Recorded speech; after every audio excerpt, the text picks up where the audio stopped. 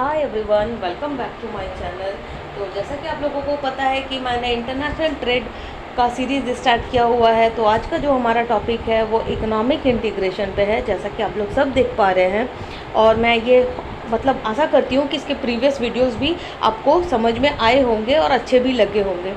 तो जो आज का हमारा टॉपिक है वो है इकोनॉमिक इंटीग्रेशन। तो इकोनॉमिक इंटीग्रेशन को अगर मैं थोड़ा सा इसका क्रक्स समझाऊँ तो ये ऐसे इंटीग्रेशंस होते हैं, कुछ ग्रुप्स होते हैं कंट्रीज़ के जो आपस में अपने लिए कुछ डिसाइड करते हैं, कुछ प्रेफरेंस करते हैं, कुछ कंडीशंस लगाते हैं।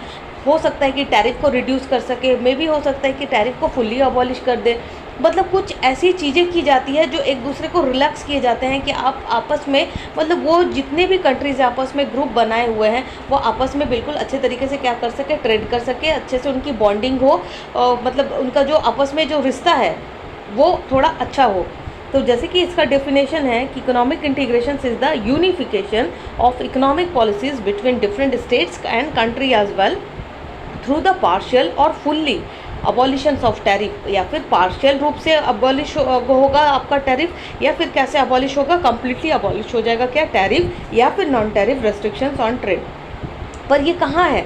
ये सिर्फ उन्हीं कंट्रीज़ के साथ है जिन्होंने मिलकर ग्रुप बनाई है, रेस्ट ऑफ द कंट्रीज़ के साथ लेकिन ऐसा नहीं है। यानी कि अगर ए ने, जैसे कि कंट्री ए ने और इन कंट्री बी, एक सेकेंड थोड़ा सा मैं स्पेस ले लेती हूँ, यस, जैसे बी सी डी मिलकर एक इंटीग्रेशन बनाया हुआ है और इन लोगों ने क्या डिसाइड किया है कि भाई आपस में हम लोगों को क्या करना है कि कम टैरिफ में ट्रेड करना है, यानी कि कम टैक्स पे वो जो ट्रेड है वो करना है। लेकिन जैसे ही EFGH कंट्री आएगी, भाई ये कुछ और चार्ज कर सकता है, ये भी कुछ कर सकता है, ये भी कुछ कर सकता है, ये भी, यानी कि इन लोगों को कम्प्लीटली पूरा छूट है। ऐसा नहीं है कि आप बॉन्डिंग में हो तो भाई मैं जैसा बोल रहा हूँ आप वैसे ही करोगे, नहीं, ऐसा नहीं है। हाँ, ये आपस में तो जो इन्होंने डिसाइड किया है वही करेंगे, लेकिन रेस्ट ऑफ द कंट्रीज़ के साथ ये फ्री हैं, इनका जैसा चार्जेस करने का मन करता है वो करते हैं। तो ये है economic integrations. One by one करके हम लोग इनके जितने भी टाइप्स हैं वो पढ़ने के लिए ट्राई करेंगे। इनको लेवल भी बोला जाता है, टाइप भी बोले जाते हैं, और इनसे बहुत सारे क्वेश्चंस फ्रेम करते हैं।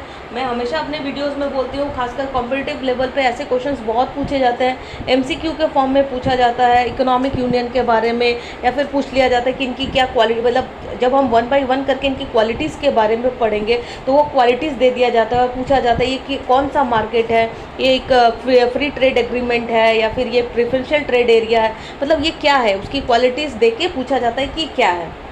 तो ऐसे क्वेश्चंस फ्रेम होते हैं, कॉलेज लेवल में भी क्वेश्चंस फ्रेम होते हैं। तो आइए हम लोग देख लेते हैं कि इसके टाइप्स क्या हैं, और वन बाय वन करके थोड़ा थोड़ा करके इसके बारे में हम लोग आज जानकारी लेने वाले हैं।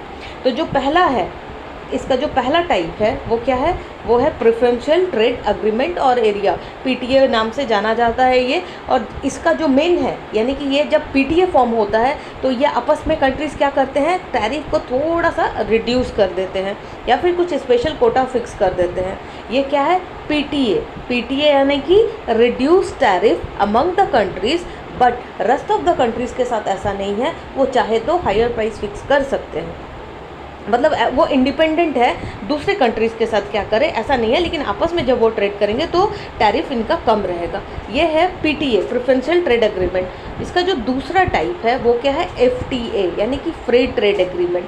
फ्री ट्रेड एग्रीमेंट में क्या हो जाता है कि हम लोग फॉर्मल ट्रेडिंग करते हैं, लेकिन जो टैरिफ है ना वो कम्प्लीटली अबॉलिश कर देते हैं इन लोग।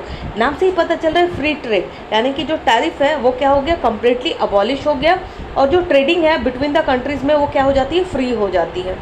जो इसका थर्ड है वो है कस्टम यूनियन। कस्टम यूनियन में अब क्या, फ्री ट्रेड एरिया की क्वालिटी, सी यहाँ पर फ्री ट्रेड एरिया है, विच मीन्स फ्री ट्रेड यहाँ सबमर्ज हो गया है, यानी कि जितनी भी क्वालिटीज़ फ्री ट्रेड एरिया के पास थी अब वो किसके पास आ गई है, कस्टम यूनियन के पास।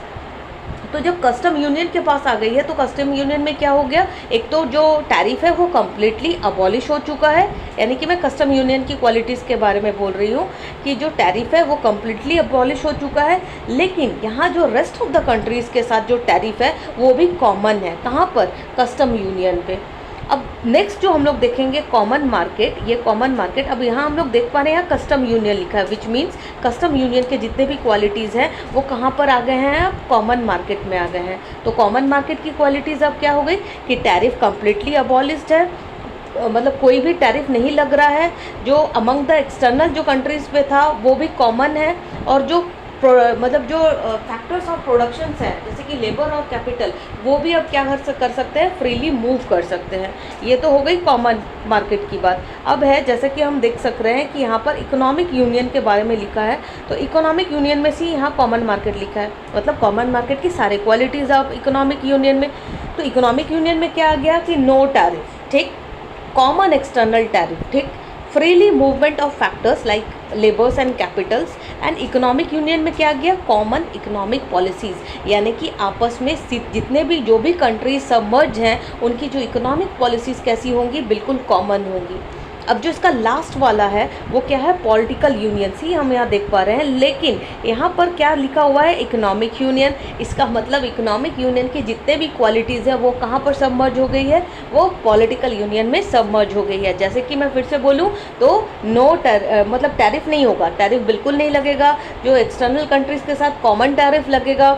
फ्रीली मूव कौन करेगा, factors of productions like capital and labour. अब यहाँ पर आने के बाद कॉमन इकोनॉमिक पॉलिसीज़ भी है, लेकिन इसमें एक्स्ट्रा एड ऑन हुआ है, वो क्या है, common judicial body and share sovereignty, यानी कि कॉमन जो जुडिशियल बॉडी होगी वो कॉमन होगी और ये लोग क्या शेयर करेंगे, सोवर्निटी।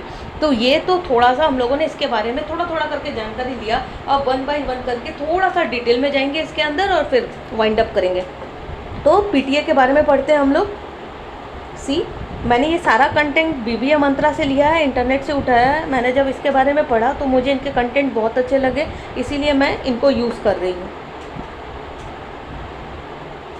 तो प्रेफरेंशियल ट्रेड एरिया और ट्रेडिंग अग्रीमेंट क्या है, it is a loosest form. See क्योंकि वहाँ पर क्या चल रहा था, सिर्फ टैरिफ को हम लोग लो कर रहे थे, इसीलिए क्या है, बिल्कुल लूज़, यानी कि जो इंटीग्रेशन है, वो जो बॉन्डिंग है उतना भी बिल्कुल क्लोजली रिलेटेड नहीं है, सिर्फ टैरिफ ही कम हुआ है। Form of economic integrations where a group of countries make a formal agreement to trade goods and service on preferential terms, यानी कि प्रेफरेंशियल टर्म्स के आधार पर वो क्या करेंगे, वो गुड्स एंड सर्विस का ट्रेड करेंगे। Its result is reduced tariff and sometimes a special quota भी फिक्स कर लेते हैं, is allowed for preferential access.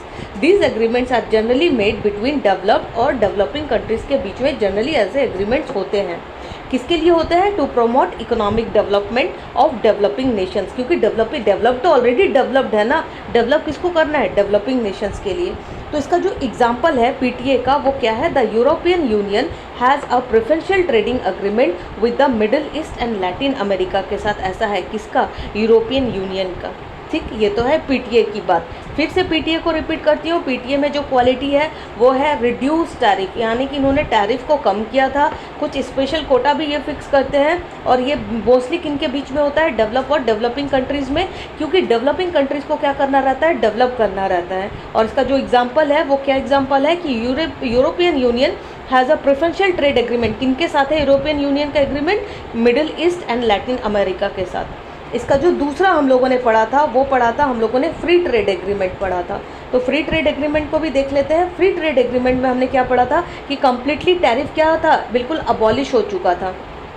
It is a permanent arrangement usually between neighboring countries. It involves completely removal of tariffs on goods. बोला था ना, बिल्कुल tariff remove हो चुका है। However, it is not applied to agriculture sector, fishing or service.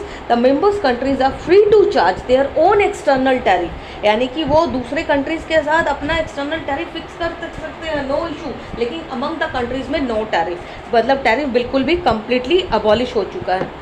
Countries outside the free trade area, therefore each member countries has full freedom over trade with external countries. उनको full independence मिला है कि आप higher prices fix कर सकते हो, लेकिन among the countries में आप टैरिफ यूज़ नहीं कर सकते हो। इसका जो एग्जाम्पल है एफटीए का, एफटीए ऐसे करके डाल के बहुत सारे क्वेश्चंस पूछे जाते हैं भाई कॉम्पिटिटिव एग्जाम में, दैट्स वाई मतलब मैं ये सारी चीज़ों को आप लोग को इतने डिटेल में बार बार रिपीटेडली मोड में पढ़ा रही हूँ। जो फ्री ट्रेड एग्रीमेंट है वो क्या है, इसका जो एग्जांपल, भाई फ्री ट्रेड तो हमने पढ़ लिया कि नो टैरिफ, लेकिन एक्सटर्नल कंट्रीज़ के साथ आप अपने अकॉर्डिंग क्या ऐड कर सकते हो, टैरिफ ऐड कर सकते हो, और जितना भी आपको लगे कि हाँ ऐसा टैरिफ मुझे फिक्स करने से मुनाफा होगा तो यू कैन। और इसका जो एग्जाम्पल है वो क्या है, नाफ्ता, यानी कि North American Free trade Agreement, and EFTA, European Free Trade Association. तो ये दो जो एग्जाम्पल हैं वो किसके एग्जाम्पल हैं, एफटीए के। फॉर एग्जाम्पल अगर क्वेश्चन फ्रेम होते हैं ऐसा नाम देके कि नाफ्ता और एफ्ता किसके एग्जाम्पल्स हैं, तो these examples are belongs to FTA और फ्री ट्रेड एग्रीमेंट, राइट। इसका जो तीसरा है वो क्या है, कस्टम यूनियन। थोड़ा सा कस्टम यूनियन को भी देख लेते हैं। तो कस्टम यूनियन में अब उसके दो हम लोगों ने अब तक पढ़ लिया, पीटीए और एफटीए। तो इसके सारे क्वालिटीज़ किस में सब मर्ज हो गए, कस्टम यूनियन में। तो देख लेते हैं कस्टम यूनियन में क्या बोलता है। Just like the members of free trade area, the members of custom union also remove barriers. ये भी क्या करते हैं, रिमूव कर देते हैं बेरियर्स अपने आप में। In addition they also have common trade policy. इनकी जो पॉलिसीज़ है ट्रेड की वो भी क्या है, common with respect to non members countries. यानी कि अब दूसरे जो कंट्रीज़ हैं, यानी कि कॉमन एक्सटर्नल टैरिफ फिक्स हो गया। यानी कि इंटरनल में तो ऑलरेडी अबॉलिश ही था टैरिफ, लेकिन जो हम लोग एक्सटर्नल कंट्रीज़ में जो हम लोगों ने एफटीए में देखा था कि उन लोग क्या फिक्स कर रहे थे, हायर प्राइस फिक्स कर रहे थे। अब जो कस्टम यूनियन में आ गया, अब जब कस्टम यूनियन आया तो अबॉलिश तो हुआ ही टैरिफ, साथ में एक्सटर्नल कंट्रीज़ में क्या हुआ कि आप एक कॉमन टैरिफ फॉलो करोगे। यानी कि सारे कंट्रीज़ आपस में जिन लोगों ने ग्रुप बनाया है वो कॉमन एक्सटर्नल टैरिफ इम्पोज करेगी। Due to the common trade policy, a common external tariff is charged from non-member countries and revenue is shared among the member countries। और उसके रिजल्ट में जो भी रेवेन्यू इकट्ठा होगा वो आपस में वो कंट्रीज़ क्या करेंगी, शेयर कर लेंगी। इसका जो एग्जांपल है वो ASEAN है, जैसे कि association of south east Asian Nations, इसका एग्जांपल है। सी एग्जांपल के थ्रू भी वहाँ क्वेश्चंस पूछे जाते हैं कि कस्टम यूनियन के क्वालिटीज़ भी पूछे जाते हैं। तो कस्टम यूनियन के क्वालिटीज़ पूछे गए तो भाई जैसे कि आप देख सक रहे हो कि यहाँ उसकी क्वालिटीज़ भी लिखी हुई है, साथ में एग्जाम्पल्स भी लिखे हुए हैं। तो ASEAN उसका एग्जाम्पल है कस्टम यूनियन का। इसका जो नेक्स्ट टाइप है वो क्या है, कॉमन मार्केट। तो कॉमन मार्केट भी देख लेते हैं। अब कॉमन मार्केट में ये तीनों जितने भी लेबल्स हमने अब तक पढ़ा, क्या क्या पढ़ा, एफटीए पढ़ा, पीटीए पढ़ा और क्या पढ़ा था, कस्टम यूनियन पढ़ा। तो वो सारे इसके क्वालिटीज़ किस में सबमर्ज हो गए, अब कॉमन मार्केट में। तो कॉमन मार्केट क्या बोलता है, common market has no barriers, कोई बेरियर्स नहीं है ट्रेड में among the members countries and there is also a common external policies, जो कि अभी हम लोगों ने पढ़ा, for trade with non-members countries. In addition, the restrictions on the movement of factors of production like labor and capital, ये भी क्या हो गया, अब completely removed कर लिया गया, abolish कर लिया गया, हटा लिया गया। Factors of productions include C, labor, technology, capital, etc. The restrictions is abolished on emigrations and cross-border investment, ये भी खत्म हो गया। This is done to employ the best resources in the best possible manner। और इसका जो example है वो क्या है,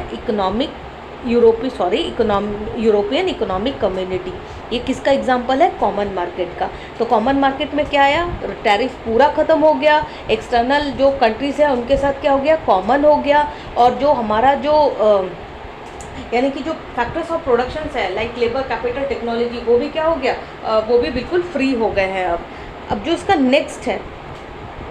नेक्स्ट जो टाइप है वो क्या है, इकोनॉमिक यूनियन। अब इकोनॉमिक यूनियन में जितने भी क्वालिटीज़ हम लोगों ने ऊपर में पढ़ा वो सब इसमें आ गया। जैसे economic union involves full integrations between two और more economies, there are no trade restrictions between member countries, they follow a common external tariff policies and the restrictions on the mobility of factors of production is also abolished. In addition, there is coordinations between the member countries on their economic policies such that nations have coordinated monetary policy, fiscal policy, social welfare programs, etc. And usually a common currency is used in trade. Example, European Union. See? मतलब बिल्कुल जैसा कि ऊपर बोला, बिल्कुल सारे qualities किस में सबमर्ज हो गए, इकोनॉमिक यूनियन में हो गया। इकोनॉमिक यूनियन में क्या हो गया, यहाँ पर थोड़ा सा मैं राइट डाउन करूँ इकोनॉमिक यूनियन का, तो नो ट्रेड, नो टैरिफ, कोई टैरिफ नहीं अमंग द कंट्रीज। दूसरा common external tariff, common external tariff, ठीक। इसका जो थर्ड है वो क्या है, जो फैक्टर ऑफ प्रोडक्शन है, factor of production, labour and capital, वो क्या है, फ्रीली मूव कर सकते हैं, freely moved among the countries. अब वो फ्रीली मूव कर सकते हैं। साथ में हम लोगों ने क्या पढ़ा कि in addition there is coordination between member countries के बीच में, कहाँ पर, इकोनॉमिक पॉलिसीज़ जैसे कि जो मॉनेटरी पॉलिसीज़ हैं, जो फिस्कल पॉलिसीज़ है, ये सब कॉमन हो चुकी हैं आपस में उन कंट्रीज़ को, उन ग्रुप ऑफ कंट्रीज़ के बीच में। सोशल वेलफेयर प्रोग्राम्स एक्सेट्रा, ये सारे क्या है, इवन की करेंसी ऑल्सो। और इसका एग्जाम्पल क्या है, यूरोपियन यूनियन, भूलना मत कि जो इकोनॉमिक यूनियन का जो एग्जाम्पल है वो क्या है, यूरोपियन यूनियन। ठीक, इसके बाद वाला जो टाइप है, जो कि सबसे लास्ट टाइप है, वो है पॉलिटिकल यूनियन। अब हम लोग को नाम से ही पता चल रहा है, और इसमें सारे क्वालिटी सबमर्ज हैं। जैसा कि political union involves all features of economic union and also complete political integrations between member countries. The member countries share a common decision making and judicial body, and there is complete unity between member nations. The best example is United States of America, which includes 13 separate colonies operating under Article of Confederation. तो this is all about economic integrations, यानी कि हम लोगों ने देखा जितने भी हैं, जितने भी इन्होंने बनाया, जैसे जैसे इनका लेवल बढ़ता गया, इनकी बॉन्डिंग कैसे होती गई, इनकी बॉन्डिंग बिल्कुल स्ट्रॉन्ग होती गई। यहाँ पर ये लूज़ फॉर्म था, फिर धीरे धीरे बढ़ा, फिर धीरे बढ़ा, फिर धीरे बढ़ा, फिर धीरे बढ़ा, फिर लास्ट में पॉलिटिकल जितने भी हैं वो सब क्या हो गए, कॉमन हो गए। इवन कि उसमें उन्होंने बोला ना कि ये शेयर सोवरेनिटी और जो जुडिशियल बॉडी है वो भी सब कॉमन हो चुकी है। उनका जो ट्रेड पॉलिसी है कॉमन हो चुका है, उनका मॉनेटरी पॉलिसी कॉमन हो चुका है, उनका फिस्कल पॉलिसी कॉमन हो चुका है, इनफैक्ट जो करेंसी है वो भी कॉमन हो चुका है, और आपस में टैरिफ तो बिल्कुल ही नहीं है, बिल्कुल भी अबॉलिश हो चुके हैं। तो अब मेन सवाल उठता है कि ऐसा ये लोग करते क्यों हैं। ये भी तो भाई सवाल उठ ही सकता है कि ये ऐसा ये लोग करते ही क्यों हैं। तो ये ऐसा इसीलिए करते हैं कि जब आपस में मिलकर ये लोग ऐसा करेंगे कि टैरिफ ख़त्म कर दिया, एक्सटर्नल कॉमन टैरिफ किया, कॉमन पॉलिसीज़ हो गए, कॉमन मॉनेटरी पॉलिसीज़ हो गए, ट्रेड पॉलिसीज़ हो गए, फिस्कल पॉलिसीज़ हो गई, कॉमन करेंसीज़ हो गए, तो इससे क्या होता है कि आपस का जो रिश्ता होता है, जो रिलेशन होता है वो अच्छा होता है। हम लोग भी देखते हैं, हम लोग भी जब आपस का, अगर मैं ऐसे कंट्रीज़ के एग्जांपल ना भी दूं या फिर ऐसे एग्रीमेंट्स के एग्जांपल ना भी दूं, तो जब हम लोग आपस की बात करूं, इंसानों की बात करूं, तो इंसानों में भी ऐसा इंटीग्रेशंस देखने को मिलता है। जब धीरे धीरे हम लोग अपने आप को और घुलता मिलता सोशलाइज करते जाते हैं, तो हम लोगों का रिश्ता भी, हम लोग का भी बॉन्डिंग भी एक दूसरे के साथ और स्ट्रॉन्ग होता चला जाता है। तो ना सिर्फ ये सिर्फ कंट्रीज़ में अप्लाई होती है, बल्कि ह्यूमन बींग्स में भी अप्लाई होती है। तो this is all about today's session. Hopefully you like the video. Thank you.